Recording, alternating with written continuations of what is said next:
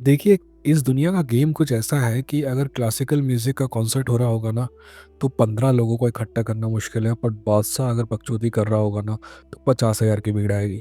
ठीक वैसे ही combat sport है। यहाँ क्वालिटी फाइट को देखने 25 लोग आते हैं, वहीं बकवास फाइट को देखने 25,000।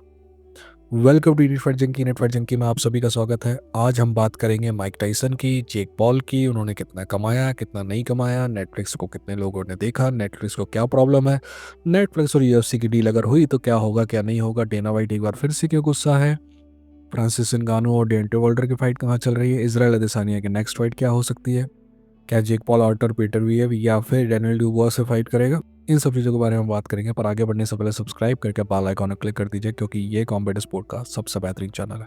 मेरा वादा है कि जब भी आप वीडियो देखकर उठेंगे तो आपके पास पहले से ज़्यादा नॉलेज होगा। चलिए पहली खबर की तरफ चलते हैं। ये खबर अब लगभग लगभग पक्की हो चुकी है कि माइक टाइसन को इस फाइट से $20 मिलियन मिले, वहीं जेक पॉल को इस फाइट से लगभग $40 मिलियन मिले। कारण हम अगली खबर में पता करेंगे, बट जब ये फाइट हो रही थी तब मैंने आपसे कहा था कि we should be happy because Jake Paul को भी इस फाइट से वो मिल रहा है जो वो चाहता है, वहीं माइक टाइसन को भी इस फाइट से वो मिल रहा है जो वो चाहता है। जेक पॉल को जहां माइक टाइसन के रूप में एक बड़ा नेम शिकार के रूप में मिल रहा है, वहीं माइक टाइसन को बैंक अकाउंट में पैसे मिल रहे हैं। तो थोड़ा ग्रोस नज़र ज़रूर आता है, but we should be happy about it. I am happy that legend has more money in his account than he needs. अगली खबर भी कुछ इसी फाइट से जुड़ी हुई है। नेटफ्लिक्स ने हाल ही में एक प्रेस नोट जारी किया और उसने बताया कि इस फाइट को लगभग 108 मिलियन लोगों ने देखा, यानी कि लगभग 1 करोड़ 80 लाख लोगों ने देखा। ये बात अलग है कि नेटफ्लिक्स उस प्रेस नोट में ये बताना भूल गए कि बफरिंग के इशू से बहुत सारे नेटफ्लिक्स के सब्सक्राइबर परेशान हुए। वो ये बताना भूल गए कि इस बॉक्सिंग इवेंट में पेसिंग का बहुत सारा इशू रहा और दो फाइट्स के बीच में बहुत सारी बकवास से लोग बोर हुए, और उन लोगों को जिनको यूएफसी की पेसिंग देखने की आदत है, वो इस फाइट की पेसिंग से बहुत ज़्यादा डिसअपॉइंटेड हुए। खैर कोई भी कंपनियां अपनी क्या बोल रहा हूँ, खैर कोई भी कंपनियां अपनी कमियां तो प्रेस नोट में नहीं बताती है, पर ये खबर रेलेवेंट इसलिए है क्योंकि नेटफ्लिक्स की बात चल रही है यूएफसी से, क्योंकि यूएफसी का ईएसपीएन वाला कॉन्ट्रैक्ट बहुत ही जल्द ख़त्म होने वाला है। सो बहुत सारे लोगों ने जब ये फाइट देखी होगी और जब बफरिंग के इशू देखे होंगे, तो शायद उनको डर होगा कि नेटफ्लिक्स और यूएफसी की डील होने के बाद उन्हें भी ऐसा महसूस ना करना पड़े। तो मैं आपको बता दूं कि ये आपकी गलतफहमी है, ऐसा कुछ भी नहीं होने वाला। नेटफ्लिक्स अगर यूएफसी से डील करेगा तो यूएफसी की जो स्ट्रीमिंग है वो बिल्कुल फ्लॉलेस आएगी। कारण बहुत सिंपल है, नेटफ्लिक्स के फाइट, नेटफ्लिक्स के पेपर व्यू इवेंट और नेटफ्लिक्स की बड़ी से बड़ी फाइट माइक टाइसन की फाइट के आसपास भी नहीं गुजरती है।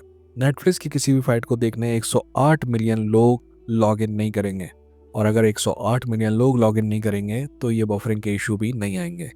इसका एग्जांपल बहुत सिंपल सा है, इंडिया में सोनी लिव पे आता है। सोनी लिव पे स्ट्रीमिंग में बहुत ही कम कभी कभी ये प्रॉब्लम आती है।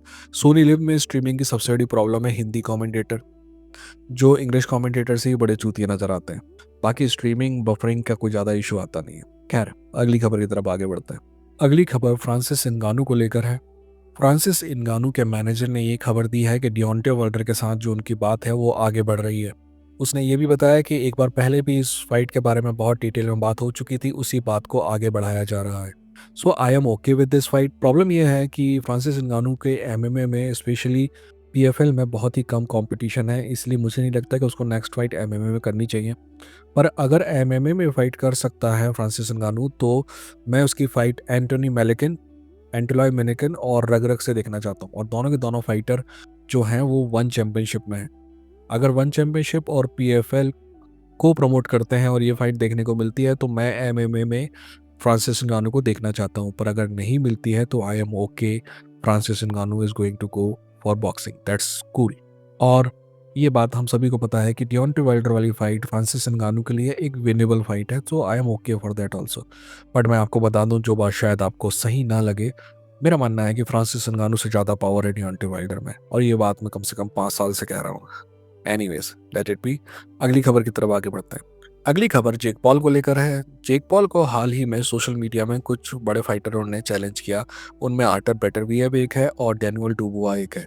आर्टर बेटरबिएव का तो जेक पॉल ने कोई जवाब नहीं दिया, बट डैनियल डुबुआ के बारे में उसने कहा कि I can fight you because you have more followers than Artur Beterbiev. दोस्त, क्या आर्टर बेटरबियव से फाइट करने वाला था जेक पॉल?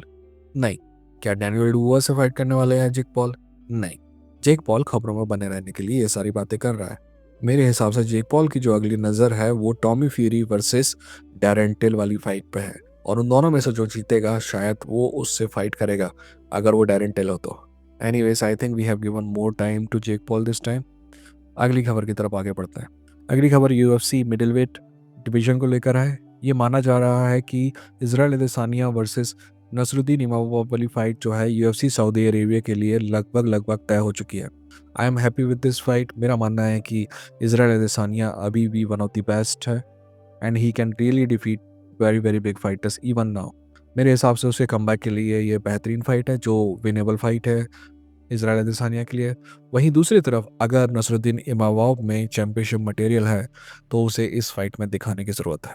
सेकेंड लास्ट खबर जो है वो डेना वाइट को लेकर है। डेना वाइट एक बार फिर से गुस्सा हो गया है उन लोगों पर जो यूएफसी की रैंकिंग बनाते हैं, क्योंकि उन लोगों ने एक बार फिर से पाप कर दिया है जॉन जोन्स को नंबर 1 पाउंड फॉर पाउंड ना रख के। उनकी नज़र में अभी भी इस्लाम मकाचेव नंबर 1 पाउंड फॉर पाउंड है, और मेरे हिसाब से भी number 1 pound for pound Islam Makhachev है।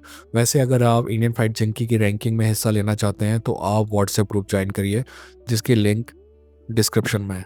इंडियन फाइट जंकी की पाउंड फॉर पाउंड रेटिंग में केवल वही लोग वोट दे सकते हैं जो कि व्हाट्सएप चैनल का हिस्सा है। खैर, मेरे हिसाब से डेना वाइट गलत है, और वो जर्नलिस्ट जिन्होंने पाउंड फॉर पाउंड रैंकिंग में नंबर 1 इस्लाम मकाचेव को रखा है वो बिल्कुल सही है। It doesn't mean that Jon Jones is not a great fighter, but pound for pound number 1 Islam Makhachev है। आप ये समझ सकते हैं कि मैं एक्चुअली अनबायस्ड हूँ, क्योंकि जब इस्लाम मकाचेव और अलेक्जेंडर वोल्कानस्की वाली फाइट हुई थी, पहली फाइट, उसके बाद भी Alexander Volkanovski number 1 pound for pound बना हुआ था, तब भी मैंने उसको डिफेंड किया था, क्योंकि तब वो बात सही थी। और आज ये बात सही है कि Islam Makhachev deserve to be number 1 pound for pound, not Jon Jones. आखिरी खबर में हम बात कर लेते हैं बोनिकल की। बोनिकल का कहना है कि वो अपनी परफॉर्मेंस से बहुत ज़्यादा ही खुश है, और उसको फ़र्क नहीं पड़ता कि उसके ड्रंक फैंस, सॉरी ड्रंक नहीं, इडियट ड्रंक फैंस क्या कहते हैं। तो मैं बोनिकल को बताना चाहूँगा, जिन लोगों को वो इडियट ड्रंक फैंस कह रहा है ना, इन्हीं लोगों के पैसे से उसकी सैलरी आती है। अगर कोई आदमी टिकट लेकर तुम्हारा फाइट देखने के लिए डिसीजन लेता है ना, तो उसको हक है तुम्हारी फाइट को बू करे, या तुमको चीयर करे, या फिर तुम्हारी फाइट पे ताली बजाए। So be little grateful to those people who are giving their hard and money to you. और पता है, बो निकल के साथ ज़्यादा सबसे बड़ी प्रॉब्लम ये नहीं कि बो निकल का परफॉर्मेंस क्या था, बो निकल के साथ सबसे बड़ी प्रॉब्लम है कि यूएफसी उसको हमारे गले में ज़बरदस्ती ठूंस रहा था। और जब कभी ऐसा होता है ना, तो ऑडियंस का रिएक्शन ऐसा ही होता है, तभी ऑडियंस ओवर रेटेड कह के चिल्लाती है। खैर, इन लोगों का रोज का है। आप अपना ख्याल रखिए, अपनों का ख्याल रखिए। ये था इंडियन फाइट जंकी। लड़ेंगे, जीतेंगे।